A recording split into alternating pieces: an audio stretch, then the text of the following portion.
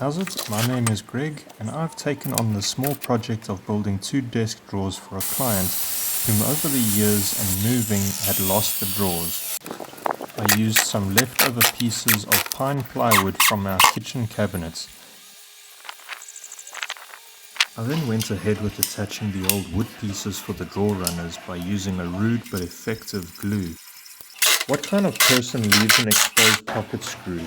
Or did they just have good foresight to mess with me? We are dealing with some kind of mastermind.